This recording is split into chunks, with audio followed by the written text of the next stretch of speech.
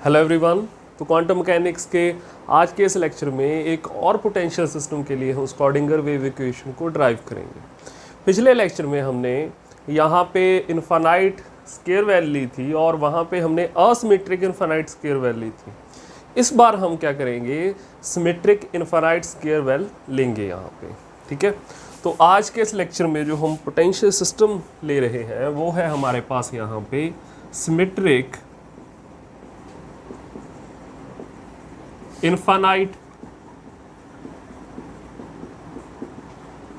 Square well potential.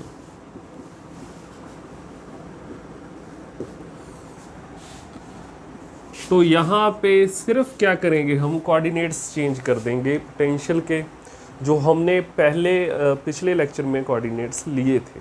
ठीक है, तो यहाँ पे हमारे पास क्या होगा, पोटेंशियल ओरिजिन के दोनों तरफ, ये हम बिल्कुल सेंटर में यहाँ पे ओरिजिन ले लेते हैं, ओरिजिन के दोनों तरफ इक्वली सिमेट्रिकली यहाँ पे क्या होगा, ये फैला होगा। यहाँ पे है हमारे पास इनफाइनाइट पोटेंशियल। ठीक है, फर्स्ट रीजन में, सेकंड रीजन में है हमारे पास potential zero, and third region में फिर से क्या है हमारे पास, पोटेंशियल इनफाइनाइट। ठीक है, और जैसे हमने पिछले लेक्चर में देखा कि पोटेंशियल सिस्टम था हमारे पास एक, वहाँ पे तीन रीजन थे हमारे पास। एक एक रीजन में हमने क्या किया, स्क्रॉडिंगर वेव इक्वेशन को सॉल्व किया, और वहाँ पे तीनों रीजन के लिए हमने स्क्रॉडिंगर वेव इक्वेशन के सॉल्यूशंस वहाँ पे निकाले। तो वैसे ही हम जो है इन तीनों रीजन में स्क्रॉडिंगर वेव इक्वेशन के लिए सॉल्यूशन निकालेंगे। लेकिन क्या हम कुछ पिछले लेक्चर से, अगर हमने वो आपने ध्यान से देखा हो, तो आप डायरेक्टली यहाँ पर दो रीजन के लिए जो है वेव फंक्शन डायरेक्टली बता सकते हो। एक रीजन फर्स्ट और एक रीजन थर्ड, इन दोनों रीजन के लिए आप डायरेक्टली जो है वेव फंक्शन प्रेडिक्ट कर सकते हो कि यही वेव फंक्शन होगा इन रीजन के लिए।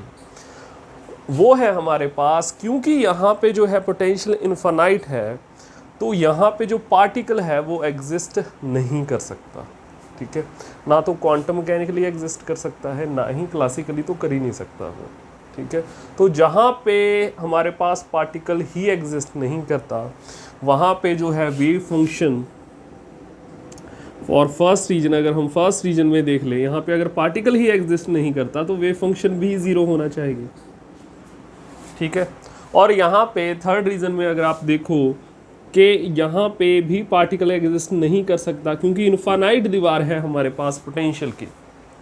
ठीक है, और जो एनर्जी है वो मान लीजिए इतनी है किसी पार्टिकल की। वैसे एनर्जी जितनी मर्जी हो, अगर इनफाइनाइट दीवार है आपके पास पोटेंशियल की, तो वो कभी भी उसको क्रॉस नहीं कर पाएगा। ठीक है, तो ये तो हम डायरेक्टली यहाँ पर लिख सकते हैं कि फर्स्ट रीजन के लिए वेव फंक्शन ज़ीरो है और थर्ड रीजन के लिए वेव फंक्शन जो है ज़ीरो है यहाँ पे। अगर आप चाहते हो इसे ड्राइव करना तो ड्राइव भी कर सकते हो। ठीक है, सेम ही डेरिवेशन है सारी, जैसे हमने पिछले लेक्चर में की थी। जो इनफाइनाइट, जिस फर्स्ट रीजन में इनफाइनाइट था हमारे पास पोटेंशियल, ठीक है, जैसे डेरिवेशन हमने पिछले लेक्चर में की थी, सेम डेरिवेशन है यहाँ पे।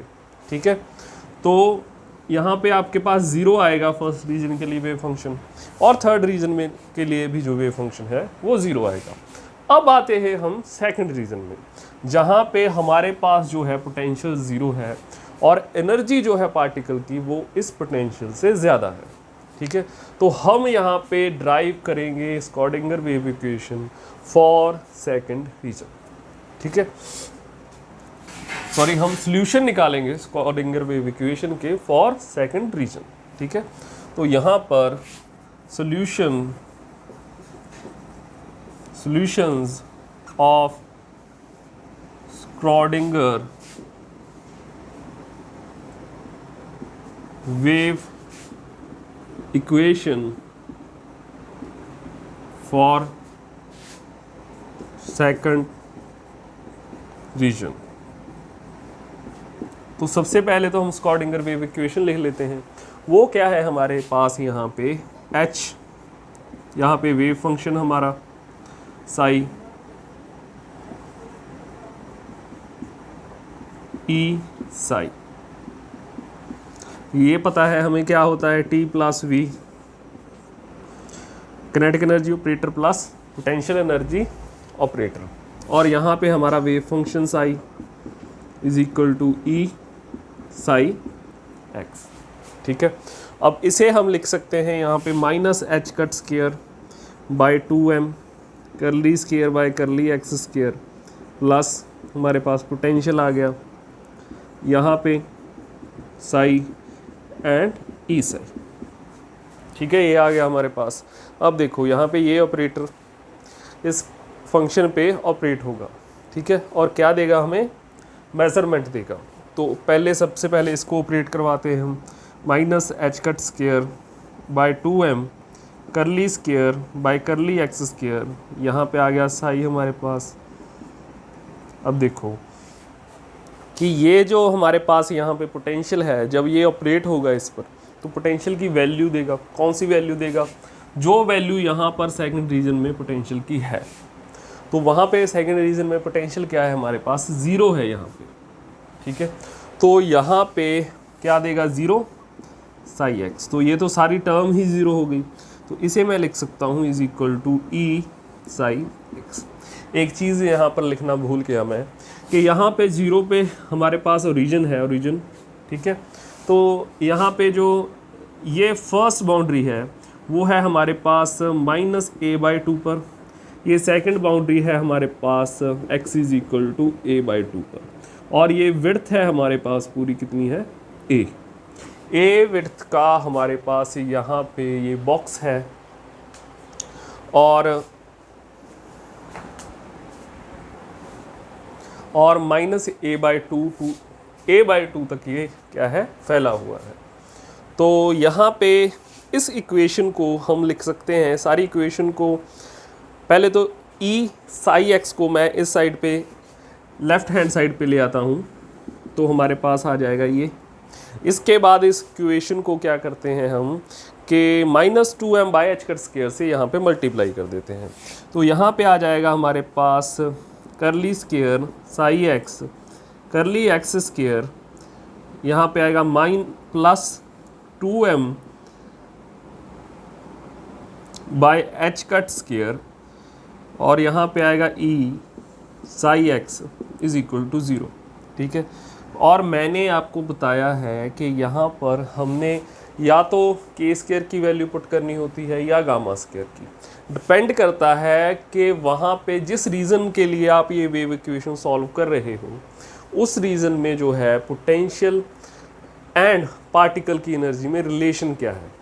पार्टिकल की एनर्जी अगर ज़्यादा है पोटेंशियल से तो वहाँ पे के स्क्वायर पुट करेंगे हम। ठीक है, और अगर कम है तो गामा स्क्वायर। और यहाँ पे के स्क्वायर का जनरल फार्मूला हमने बताया था मैंने आपको, 2m by H cut square E minus V, और v क्या है, यहाँ पर पोटेंशियल है ज़ीरो, तो यहाँ पे क्या हो जाएगा हमारे पास 2m by H cut square E, और यही यहाँ पर पुट करना है मैंने। ठीक है, तो यहाँ पर इसे पुट कर देते हैं, यहाँ पर क्या आ गया मेरे पास के स्क्वायर, तो यहाँ पे आ गया हमारे पास K square psi X is equal to zero. ठीक है, ये आ गया। अब देखो यहाँ पे, अब इस इक्वेशन के जो सॉल्यूशन है हमारे पास, इस डिफरेंशियल इक्वेशन के जो सॉल्यूशन है हम काफ़ी बार निकाल चुके हैं। अब तो आपको इसका रट्टा लग जाना चाहिए। ठीक है, तो इसके सॉल्यूशन हमारे पास यहाँ पे आएंगे, wave function for second region is equal to A E की power iota K X plus B E की power minus iota K X. ठीक है, अब मैंने पिछले लेक्चर में आपको इसको एक और ढंग से लिखना सिखाया था। ठीक है, इसको साइन एंड कॉस की लैंग्वेज में भी हम लिख सकते हैं, और वो लिखने के लिए हमने क्या किया था, इसको ओपन कर लिया था। ठीक है, चलिए इसमें आज भी मैं करके दिखाता हूँ आपको। जैसे हमारे पास a है यहाँ पर, इसे हमने क्या किया कि cos K X plus aorta sign K x इस a को अंदर मल्टीप्लाई कर देंगे हम, ठीक है। और यहाँ पे आएगा हमारे पास plus b cos K X minus iota b sine K X, ठीक है। तो यहाँ पे क्या करूँगा मैं, जो रियल टर्म्स हैं हमारे पास a कॉस, यहाँ पर कॉस वाली टर्म्स को अलग कर लूँगा एंड साइन वाली टर्म्स को अलग कर लेंगे हम। तो कॉस वाली टर्म्स को अलग किया और कॉस को कॉमन निकाला, हमारे पास क्या आ गया, ये plus b cos K X. उसके बाद यहाँ पे क्या आया, iota a minus B sine K X common निकाल लिया हमने, ठीक है, ये आ गया। अब क्या करना है हमने, एयोटा a माइनस बी को पुट करना है हमने यहाँ पर, हम यहाँ पर लेके चलेंगे इसको a डैश b डैश, ठीक है, इसको a डैश b डैश, ये है a डैश b डैश, ठीक है। तो यहाँ पर इसको मैं पुट कर सकता हूँ a एंड यहाँ पर पुट किया a dash plus b dash को हमने b पुट किया। तो हमारे पास यहाँ पे क्या आ गया, यहाँ पे इसको सब्स्टिट्यूट करूँगा a और इसको आगे लिख दूँगा यहाँ पर a sine K X plus B cos K X. तो ये आ गया हमारे पास solution of second order differential equation और सेकंड रीजन, ठीक है, ये आ गया हमारे पास। ये हमने पिछले लेक्चर में भी निकाला था, ठीक है, जब हमारे पास असिमेट्रिक पोटेंशियल वेल थी, ठीक है। तो अब इसके बाद क्या करना है, इसके बाद क्या करना है हमने कि ये जो फंक्शन आया है हमारे पास, ये दो तरह का हो सकता है, या तो ये सिमेट्रिक हो सकता है या फिर असिमेट्रिक भी हो सकता है। ये जो फंक्शन आया है हमारे पास, ये दो तरह का हो सकता है, या तो सिमेट्रिक हो सकता है या असिमेट्रिक हो सकता है, ठीक है। तो अगर तो ये फंक्शन जो है हमारे पास सिमेट्रिक है, if this wave function is symmetric, तो क्या होना चाहिए हमारे पास यहाँ पे, अगर मैं x को माइनस एक्स पुट कर दूं यहाँ पर इस वेव फंक्शन में, तो वो क्या होना चाहिए, उसी वेव फंक्शन के इक्वल आ जाना चाहिए, ठीक है। तो सबसे पहले ये कंडीशन लगाते हैं। तो इसको यहाँ पे x की जगह माइनस एक्स पुट कर लिया हमने, तो यहाँ पे a साइन के x की जगह माइनस के एक्स प्लस b कॉस के यहाँ पर माइनस पुट कर दिया, इज इक्वल टू हमारे पास यही wave function a sine K X plus b cos K X, ठीक है, ये आ गया। अब देखो यहाँ पे हमने क्या किया, साइन के एक्स यहाँ से माइनस बाहर आ जाएगी, a sine K X plus b, यहाँ पे जो है कॉस के एंगल के अंदर माइनस है, तो ये अंदर ही रिजॉल्व हो जाएगी, बाहर नहीं आएगी। तो हमारे पास यहाँ पे क्या आ गया, cos K X is equal to a sine K X plus b cos K X, ठीक है। और यहाँ पे क्या करेंगे हम, साइन के एक्स के साथ साइन के एक्स कट गया, और यहाँ पे हमारे पास क्या आया, 2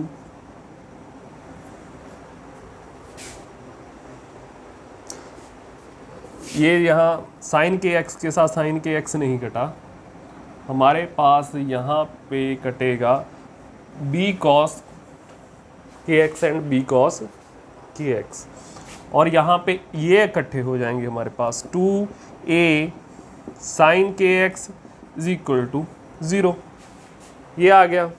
और यहाँ से हमारे पास आ गया a साइन के एक्स 0, ठीक है।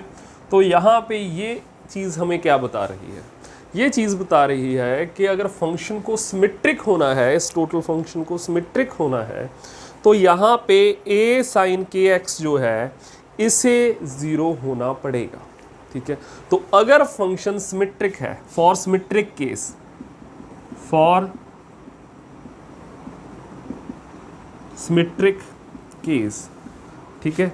हमारे पास ये वेव फंक्शन क्या होगा फॉर सेकंड रीजन, ये वेव फंक्शन यहाँ पे होगा हमारे पास a, यहाँ पर होगा b cos kx, ठीक है, फॉर सिमेट्रिक वेव फंक्शन या फॉर सिमेट्रिक केस, ठीक है। एक दूसरा यहाँ पर केस हो सकता है, इसको यहाँ पे हम नोट कर लेते हैं। For symmetric case wave function हमारे पास क्या आया सेकंड रीजन के लिए यहाँ पर b cos kx, ठीक है। उसके बाद देखो अब यहाँ पे क्या करना है, हमने पहले लिया था हमने if this wave function is symmetric, अब हम लेंगे if they wave function is anti symmetric, function is anti symmetric, ठीक है। तो क्या होगा, जैसे ही हम x को माइनस एक्स से रिप्लेस करेंगे तो वो इक्वल होगी माइनस वेव फंक्शन साई के। ये विजिबल है सारा कुछ आपको?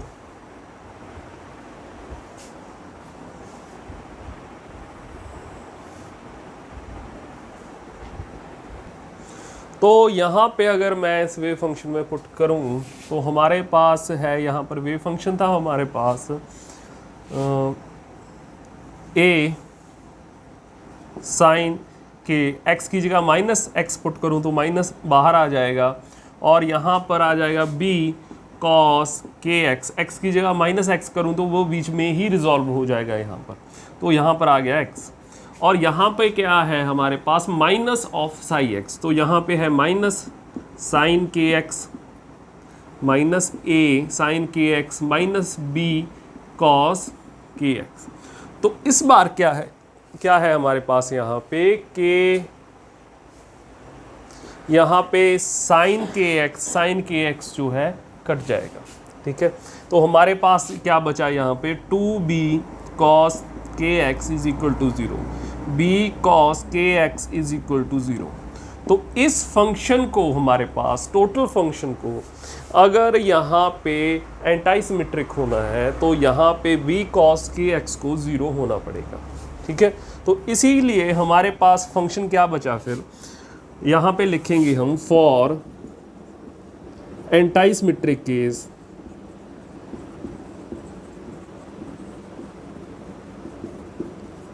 हमारे पास क्या आया, यहाँ पर wave function for second region क्या आया, a साइन के एक्स, यहाँ पर b cos के एक्स वाला पार्ट जो था यहाँ पर 0 हो गया। यहाँ पर कौन सा पार्ट 0 हुआ था, a साइन के एक्स वाला, ठीक है। तो ये आ गए हमारे पास दोनों केसेस। अब देखो, अब हमने क्या करना है, यहाँ पर एक एक यहाँ पर केस उठाना है। पहले सिमेट्रिक वाला उठा लेंगे, ठीक है, और उस पर क्या करना है, हमने बाउंड्री कंडीशंस लगानी है यहाँ पे, ठीक है। तो यहाँ पर हमारे पास applying boundary conditions on symmetric case, symmetric case पर अगर हम बाउंड्री कंडीशंस यहाँ पर लगाएं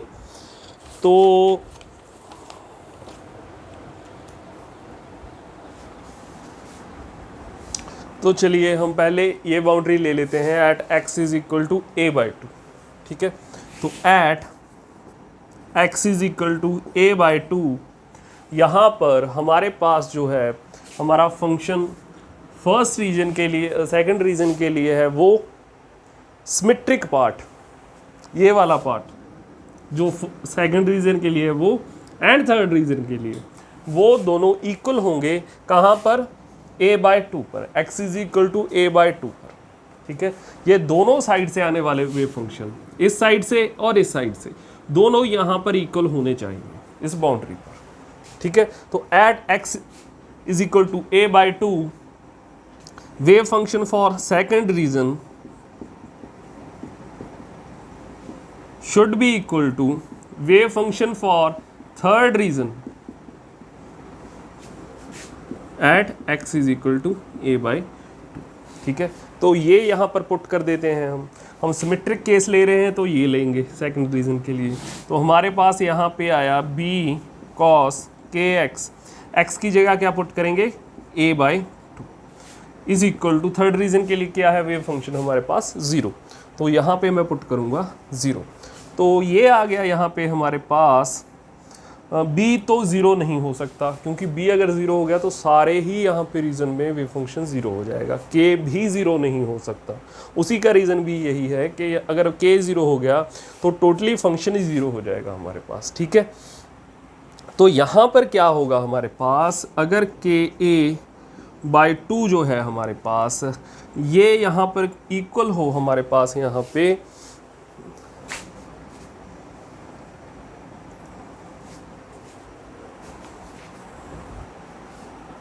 तो यहाँ पर अगर ka/2 जो है वो nπ/2 हो, ठीक है, और यहाँ पे हमारे पास n जो है, n क्या है यहाँ पर ऑड होनी चाहिए। ठीक है, n की जो वैल्यूज़ हो हमारे पास वो क्या हो ऑड। तो यहाँ पर क्या होगा हमारे पास ka is equal to nπ हो जाएगा।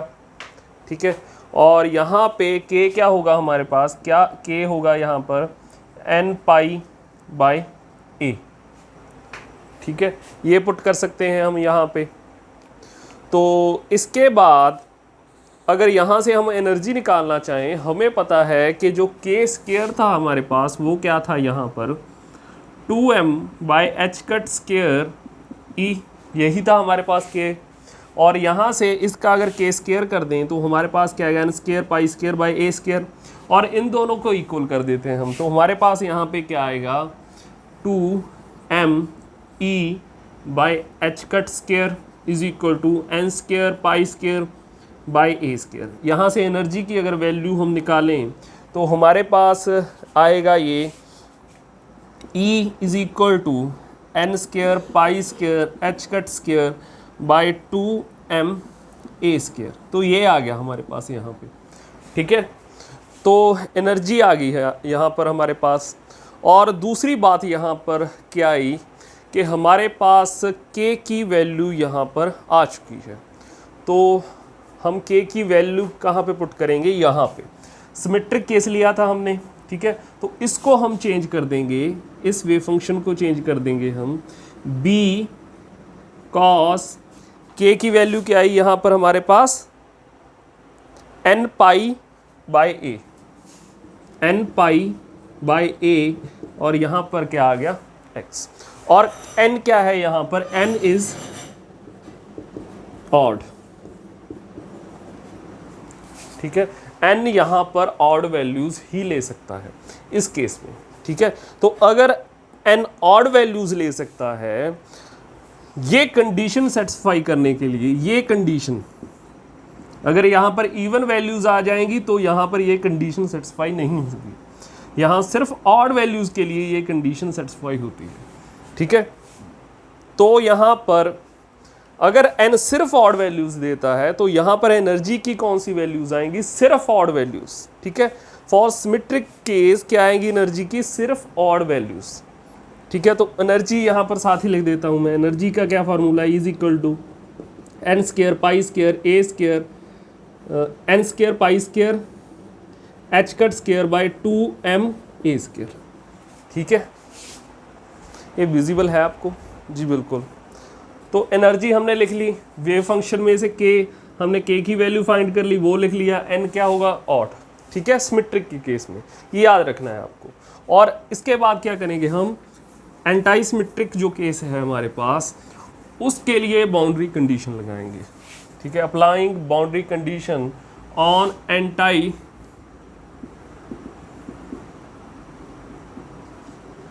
Symmetric case.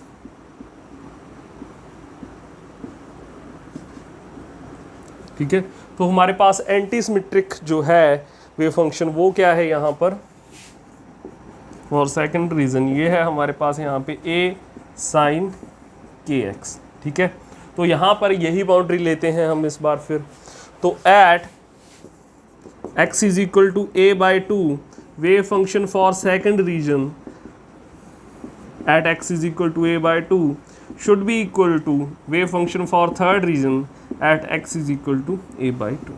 ठीक है, तो यहाँ पर आ गया हमारे पास a sin kx is equal to 0। ठीक है, तो यहाँ पर x की वैल्यू क्या पुट करनी है हमने, a/2। तो ये तभी 0 होगा हमारे पास जब क्या होगा, यहाँ पर a, यहाँ पर के ए जो है हमारे पास, के ए इज इक्वल टू, यहाँ पर होगा हमारे पास n पाई। ठीक है, और यहाँ से मैं लिख सकता हूँ इसको के ए इज इक्वल टू 2n पाई। ठीक है, तो अगर 2 मल्टीप्लाई हो गया n के साथ तो इट मीन्स n की कुछ भी वैल्यू हो, अगर ऑड भी होती है तो यहाँ पे जो है 2 उसके साथ मल्टीप्लाई होकर उसे इवन बना देगा। ठीक है, तो यहाँ पर जो है हमारे पास n की क्या वैल्यूज़ हो सकती हैं फिर, अगर n की ऑड भी वैल्यू लें हम यहाँ पर तो वो 2 के साथ मल्टीप्लाई होकर क्या हो जाएगी, इवन। तो यहाँ पर मैं इसे लिख सकता हूँ कि n is equal to n pi. ठीक है, और n को लिख सकता हूँ यहाँ पर कि n की क्या वैल्यूज़ लेनी है, सिर्फ इवन वैल्यूज़ लेनी है। ठीक है, n क्या लेगा, हमेशा इवन वैल्यूज़ लेगा यहाँ पर। तो यहाँ पर k के क्या वैल्यू आ गई हमारे पास, k is equal to n pi by a।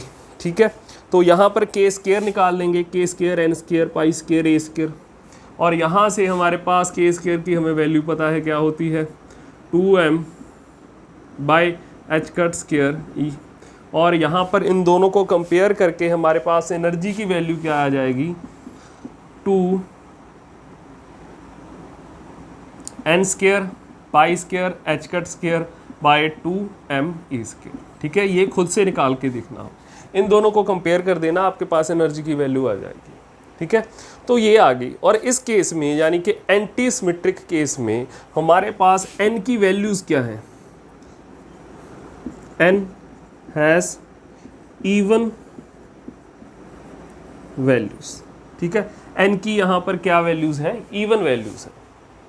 और फॉर सिमेट्रिक केस के लिए n की क्या वैल्यूज़ थी, ऑड वैल्यूज़। ठीक है, और k की यहाँ पर क्या वैल्यू आई है, k आया है हमारे पास यहाँ पर n pi by a, n pi by a। तो ये फंक्शन हमने मॉडिफाई कर दिया। ठीक है, और यहाँ पे एनर्जी की वैल्यू सेम ही आई है, सेम फार्मूला आया है जो पिछली बार आया था हमारे पास, n square pi square h cut square by 2m a square. सिर्फ चेंजेस इतने हैं कि सिमेट्रिक केस में हमारे पास n क्या था, n की वैल्यूज़ ऑडली थी हमने, एंटी सिमेट्रिक के लिए क्या लेंगे हम, वैल्यूज़ इवन लेंगे। ठीक है, एनर्जी का फॉर्मूला यहाँ पर सेम है। और यहाँ पर वेव फंक्शन क्या था हमारे पास सिमेट्रिक केस के लिए, b cos n pi a x, और यहाँ पे एंटी सिमेट्रिक के लिए क्या केस है, a sin n pi by a। ठीक है, तो ये हमने दोनों वेव फंक्शन पता कर लिए और एनर्जी की वैल्यूज़ पता कर ली। अब उसके बाद क्या है, यहाँ पे हमारे पास जो सेकंड रीजन के लिए हमने वेव फंक्शन पता किए हैं, सिमेट्रिक हो या फिर वो एंटी सिमेट्रिक केस हो, उनके आगे जो है अभी हमारे पास यहाँ पे नॉर्मलाइजेशन कांस्टेंट है। ठीक है, दो वेव फंक्शन है हमारे पास। पहला वेव फंक्शन है b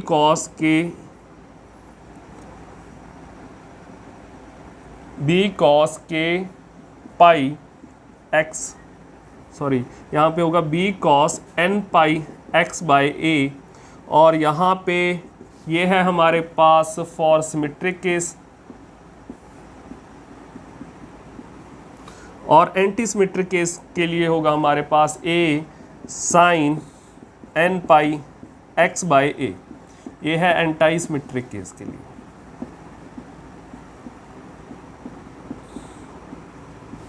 ठीक है, और अगर यहाँ पे देखें हम कि अगर ये नॉर्मलाइजेशन कांस्टेंट हम निकालें, ठीक है, कैसे निकालोगे आप, आपको मैंने सिखाया हुआ है कि नॉर्मलाइजेशन कांस्टेंट कैसे निकालते हैं।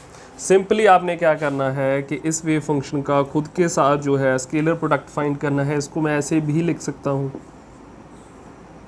ठीक है, और इसको इक्वल रख देना है 1 के। और इसको अब जब खोलोगे तो कैसे खोलते हो, इंटीग्रेशन फर्स्ट का कंजुकेट, ठीक है, और क्योंकि ये अपने ही साथ इसका जो है स्केलर प्रोडक्ट है तो ऐसे लिखेंगे इसको, और यहाँ पे dx, और यहाँ पे इंटीग्रेशन जो होगी वो कहाँ से कहाँ तक होगी, यहाँ पे -a/2 से लेकर a/2 तक, तो यहाँ पे होगी -a/2 से लेकर a/2 तक, ठीक है। और यहाँ पे पहले आप ये फंक्शन लोगे, ठीक है, उसके बाद ये फंक्शन लोगे, ठीक है। यहाँ से b निकल आएगा आपके पास, इसको रखोगे 1 के इक्वल, यहाँ पे b निकल आएगा आपके पास, यहाँ से a आ जाएगा, ठीक है। a एंड v की वैल्यू जब आएगी आपके पास तो वहाँ वो यहाँ पे पुट कर देनी है। तो वो क्या आएगी वैल्यू, यहाँ पर मैं डायरेक्टली आपको बता रहा हूँ, इसके साथ मैच कर लेनी है आपने वैल्यूज 2/a, और यहाँ पे क्या आएगी वैल्यू, यहाँ पर हमारे पास 2/a,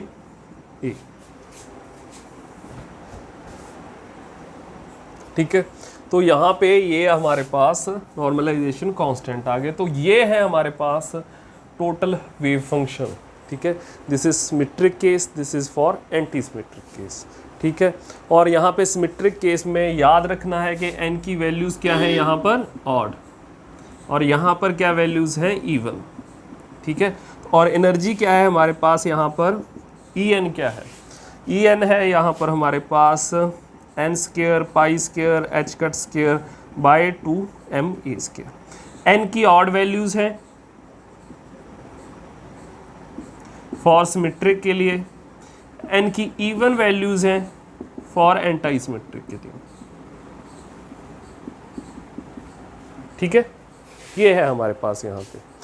तो जब हमने क्या किया था कि पहला केस यहाँ पर बाउंड्री कंडीशन लगाई थी सिमेट्रिक के लिए, तो वहाँ पे हमारे पास सिर्फ ऑड एनर्जी की वैल्यूज़ आई थी, इवन वाली गायब थी, ठीक है। तो इवन वाली यहाँ पर आ गई हमारे पास एंटी सिमेट्रिक केस में, ठीक है। तो ये है हमारे पास symmetric infinite square potential well, या फिर कह सकते हैं इसको 1D box in a particle in a box, ठीक है। तो उसके लिए हमने क्या किया, यहाँ पर पोटेंशियल सिस्टम के लिए हमने वेव फंक्शन निकाले, ठीक है। यहाँ पर आइगन वैल्यूज़ ऑफ एनर्जी निकाली, ठीक है। अब इसके नेक्स्ट लेक्चर में क्या करेंगे, हम इसको अच्छे से डिस्कस करेंगे, इन दोनों चीज़ों को, जो हमने पिछले लेक्चर में वेव फंक्शन निकाला और एनर्जी की वैल्यूज़ निकाली, और इस लेक्चर में जो हमने वेव फंक्शन निकाले और एनर्जी की वैल्यूज़ निकाली, ठीक है, उनको ड्रॉ करके देखेंगे, ठीक है। और आज के लेक्चर में इतना ही। Thank you.